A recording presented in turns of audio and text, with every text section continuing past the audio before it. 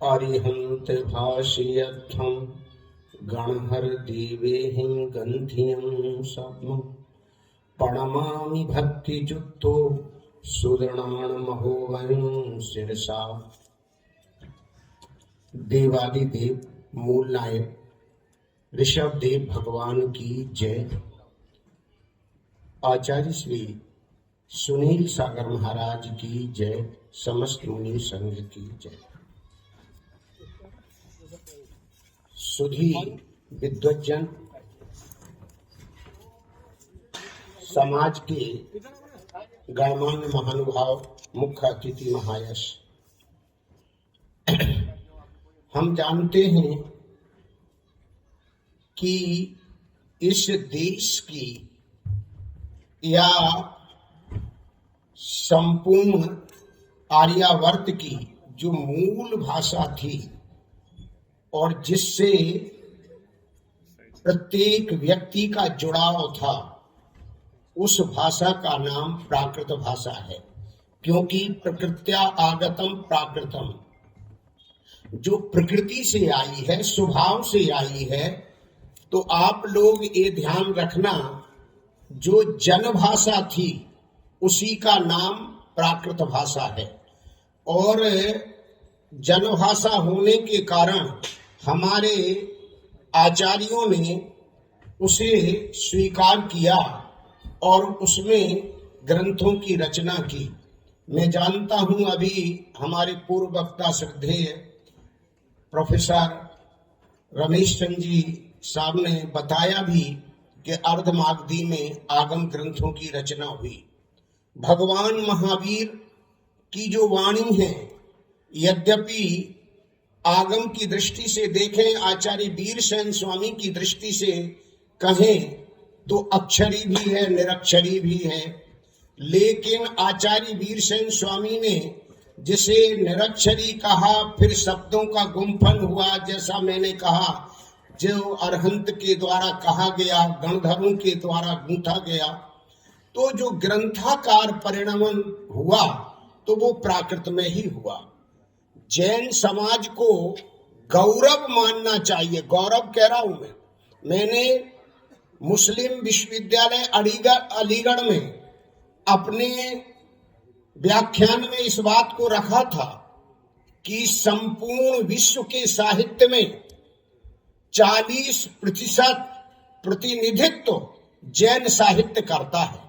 और जैन साहित्य में भी अगर प्राचीनतम साहित्य है तो वो प्राकृत भाषा में है।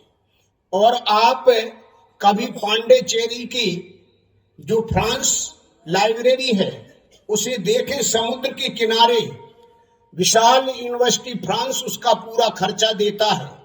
उसमें 8000 ग्रंथ केवल प्राकृत में हैं।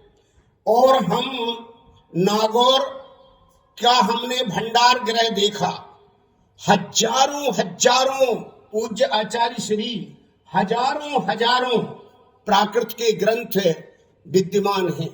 और हम लोगों को कार्य करना चाहिए, समाज को जागृत होना चाहिए।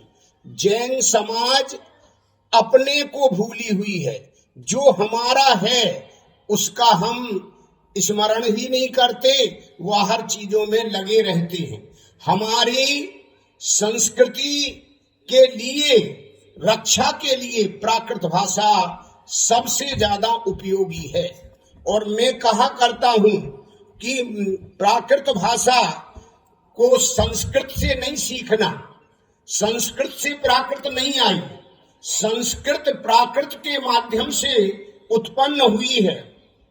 आचार्य भगवान कई विद्वान साम्य और वैषम्य दिखलाते हुए प्राकृत के विषय में विशेष बातें करते हैं। लेकिन मैं जहां तक ये कहता हूं कि वैदिक काल में भी प्राकृत का अस्तित्व था और परवर्ती काल में भी प्राकृत का अस्तित्व है। तो प्राकृत और संस्कृत डॉक्टर साहब सहोदरा है।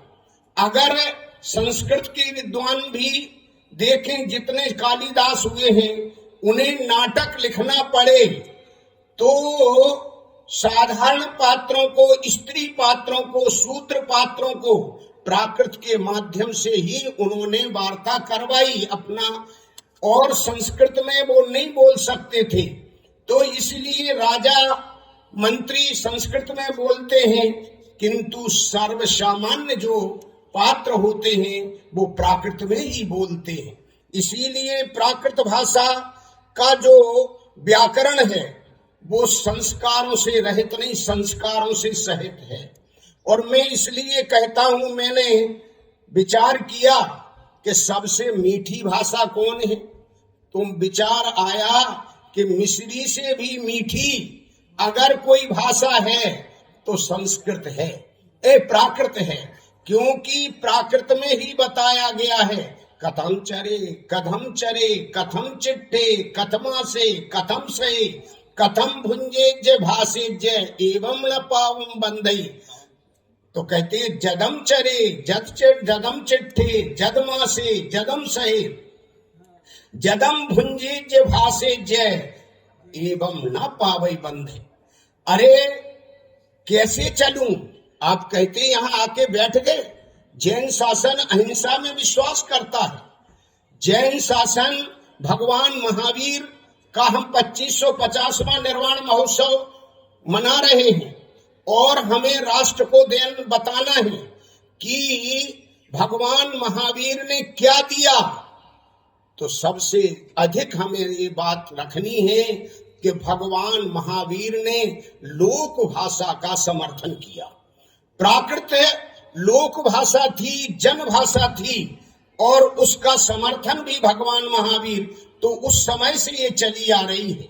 राष्ट्र के समुन्नयन में इस भाषा का बहुत बड़ा योगदान है, क्योंकि कौन पात्र कैसे क्रिया करता है, कैसे बैठता है, तो हम ये जानते हैं। संतों की भाषा कैसे, तो एक वाक्य में कैसे चले, कैसे बैठे, कैसे सोए, कैसे खाएं, कैसे दूसरों से व्यवहार करें, तो कहते हैं यत्न पूर्वक व्यवहार करो, सावधानी से बैठो, सावधानी से शयन करो, सावधानी से भोजन करो। सब में सावधानी माने यत्न पूर्वक करने का। अगर कहीं संदेश मिलता है तो प्राकृत में। इसीलिए हमारे निर्ग्रंथ दिगंबर मुनि चाहे शत्रु भी क्यों ना हो, कभी किसी से कठोर शब्दों का व्यवहार नहीं करते। हम कहते हैं इनकी वाणी हमेशा भाषा समिति से जुड़ी हुई होती है। इन्होंने कुंद कुंद साहित्य को पढ़ा है, ये कभी किसी पर बौखलाते नहीं। जग सुहित कर सब अहित हार, श्रुति सुखद सब संशय हारे, भ्रम रोग हर जिनके मुख चंद्र ते अमृत झरे। इनकी वाणी से अमृत निर्झर होता है।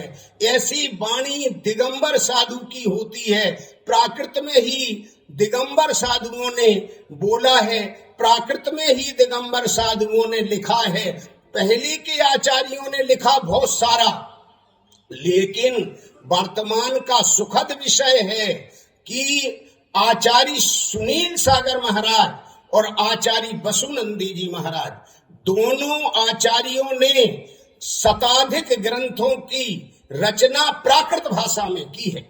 और आचार्य सुनील सागर महाराज के 50 ग्रंथ प्राकृत में, सारे 24 तीर्थंकरों की स्तुतियां, वहां उषय थुदी मतलब ऋषभदेव भगवान की स्तुति, वहां महावीर भगवान की स्तुति, पार्श्वनाथ भगवान की स्तुतियां, सारी थुदियां इन्होंने थुदी करके मतलब स्तुति करके अनेक तीर्थंकरों की वंदना की, और हमने उसको यहाँ पर देखा है।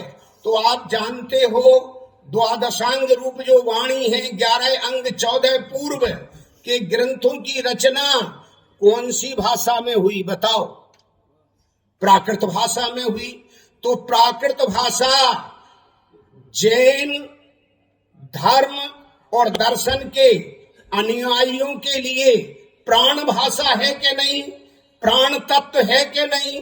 वो प्राण तत्व है। इसलिए उसे सीखो, उसे अपने परिवार में सिखाओ, उन भाषा को पढ़ने का कार्य करो। हमने एक बात और कही है कि विश्व में 3 भाषाएं हैं, संस्कृत, ग्रीक, लैटिन। इन 3 भाषाओं में 3 वचन हैं, एक वचन, द्विवचन, बहुवचन। बाकी संसार की किसी भी भाषा में 3 वचन नहीं है, 2 वचन है, एक वचन, बहुवचन। प्राकृत में एक वचन, बहुवचन होने के कारण प्राकृत के निकट हिंदी भाषा आई और हिंदी में भी एक वचन और बहुवचन है।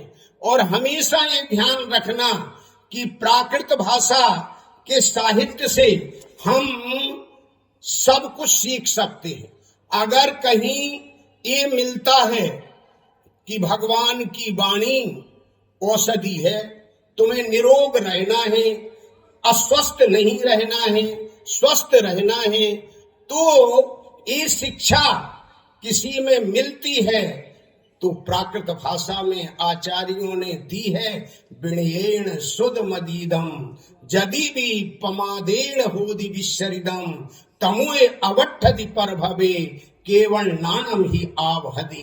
आचार्य भगवान ये कहते हैं, विनय पूर्वक सुने हुए शास्त्र के वचन श्रुत अगर अल्पज्ञान प्रमादवश विस्मृत भी हो जाएं तो भी वे सुने हुए वचन, वो श्रुत ज्ञान अगले भवों में केवल ज्ञान दिलाता है, केवल ज्ञान का कारण बनता है।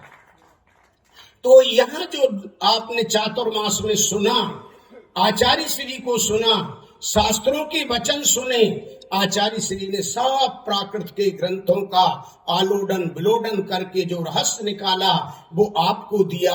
हमारे डॉक्टर वीर सागर जी अगर 1 महीने आए तो इन्होंने भी प्राकृत का आश्रय लेकर, हमारे अनेकांत जी प्राकृत में पेपर निकाल रहे हैं, देश के अनेक विद्वान।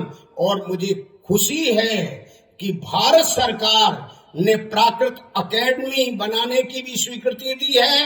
राजस्थान में प्राकृत अकेडमी बन चुकी है और जगह जगह इस भाषा के महत्व को आज अगर किसी ने विशेष रूप से समझाया है, बताया है, तो उस सूत्रधार हमारे बड़े आचार्यों ने तो ज्यादा लेखनी नहीं चलाई, लेकिन उनके शिष्य वर्गों ने तो आचार्य सुनील सागर महाराज की लेखनी और इनके ग्रंथ राजस्थान विश्वविद्यालय में, राजस्थान के कॉलेजों में ज्यादा फैले और पढ़े गए।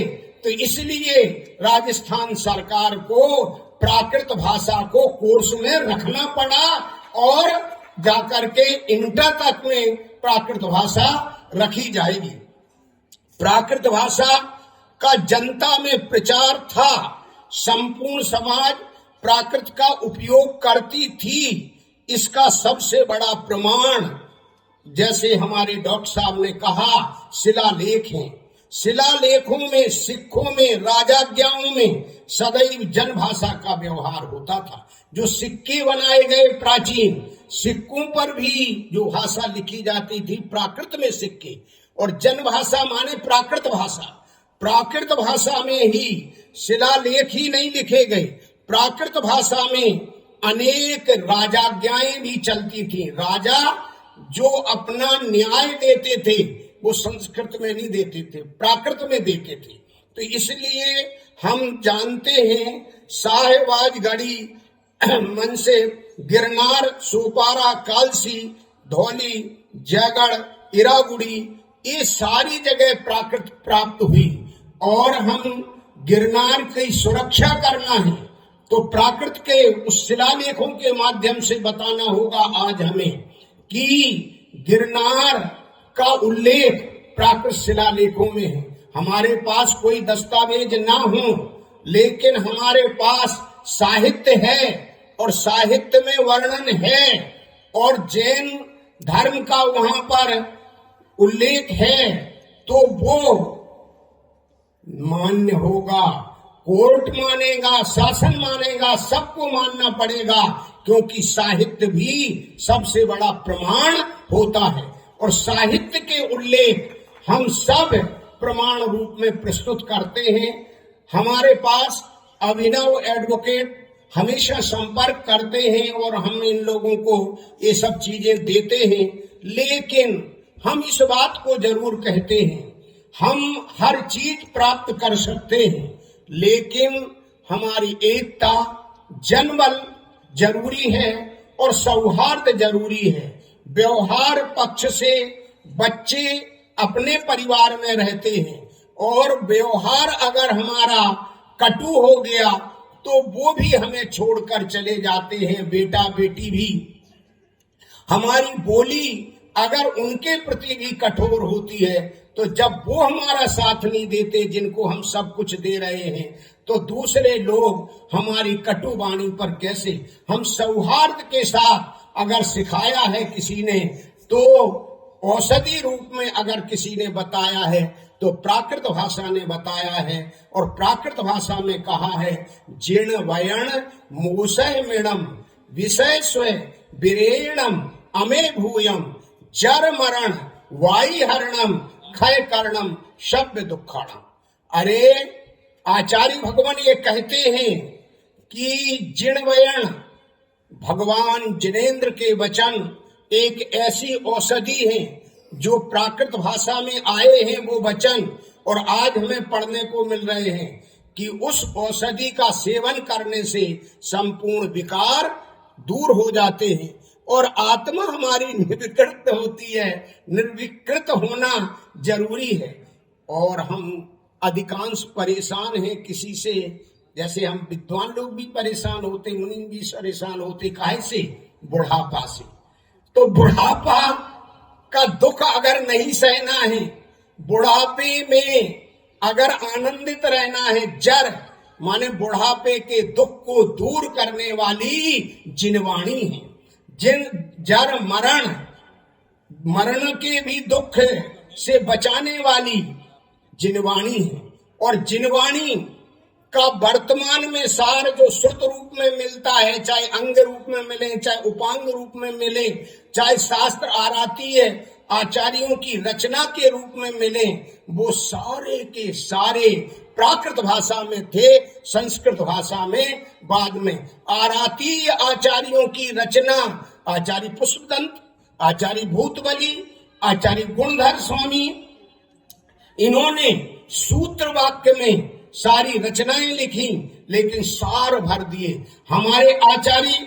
हम एक बात बताएं, आचार्य श्री सुनील सागर महाराज ने ऐसे प्राकृत में ज्ञान की उपयोगिता, ज्ञान का वर्णन, और हम बस समय ज्यादा नहीं लेंगे भाई, कोई बात नहीं।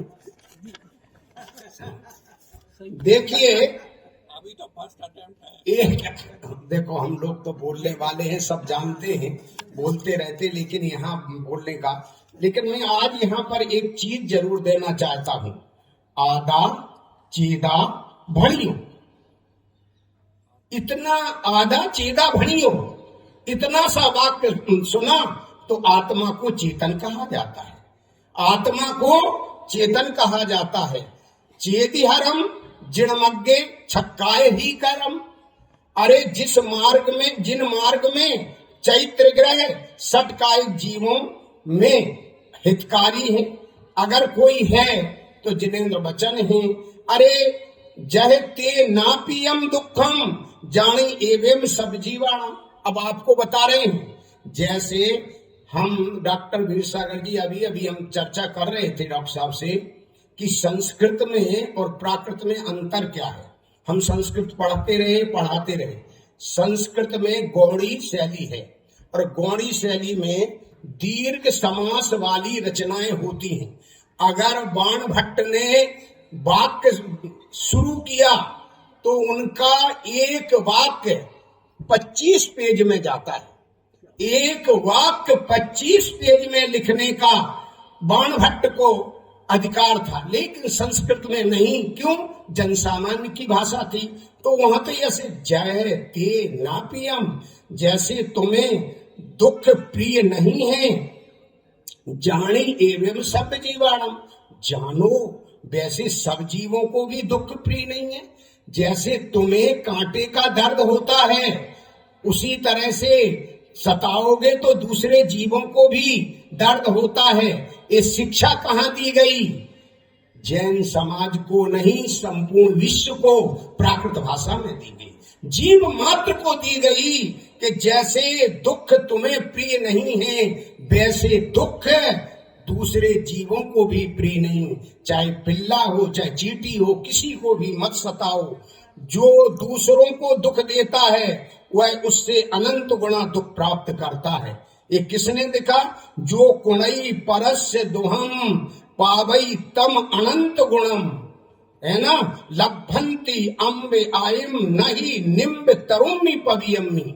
आचार्य भगवान कहते हैं जो दूसरों को दुख देता है वह उससे अनंत गुणा दुख प्राप्त करता है। ये मुनिराज भी कहते आचार्य किसी को नहीं सताती, ये चार हाथ देख के चलते हैं। ये रात्रि में भूमि शयन नहीं, वो भूमि पर नहीं चलते हैं। ये शयन भी एक करवट से करते हैं, क्योंकि ये दूसरे जीवों को दुख नहीं देना चाहते हैं। ये शिक्षाएं प्रदान करने के लिए इस भाषा का बहुत बड़ा योगदान है। अनंत गुणा। और एक बात और कह सकता हूं, नींबू के वृक्ष से आम प्राप्त नहीं किया जा सकता है, समझ गए ना। तो उसी प्रकार से तुम दूसरों को गालियां दो तो तुम्हारे लिए अमृत नहीं मिल सकता। तो अमृत पान करना है तो भगवान महावीर की वाणी को स्वीकार करना है। और 26 नवंबर को भगवान महावीर का इस राष्ट्र और विश्व को क्या अवदान है, इस बात को भी हम मुनिराजों से सुनेंगे। हम सूत्र वाक्य में 5-5 मिनट में संपूर्ण सारभूत को सुन लेंगे। हमें निमित्त उपादान निश्चय व्यवहार सबको, और इतनी सी बस बात कह रहा हूं कि आपको हम जीवन जीने की कला अगर कहीं सीखने को मिलती है तो प्राकृत में मिलती है। तो प्राकृत भाषा जन भाषा है, लोकोपकारी भाषा है। हमारे वर्तमान के आचार्य परमेष्ठी, चाहे आचार्य सुनील सागर महाराज हों, इनका समग्र प्राकृत नाम का ग्रंथ है, प्राकृत समग्र, और उसमें अनेक ग्रंथों का संग्रह है। ऐसी इनकी और स्फुट रचनाएं हैं। इसी तरह से आचार्य वसुनंदी और हमारे विद्वान तो वर्तमान में प्राकृत में बहुत काम कर रहे हैं, और इसलिए भारत सरकार प्राकृत को स्वतंत्र भाषा मानकर पाठ्यक्रमों में इस भाषा के ग्रंथों को लगा रही है और इस भाषा का प्रचार प्रसार कर रही है। तो हम प्राकृत का बहुमान करें, ये हमारी भाषा है। जैनों की अगर कोई भाषा है तो प्राकृत भाषा है। जैनम जयतु शासनम।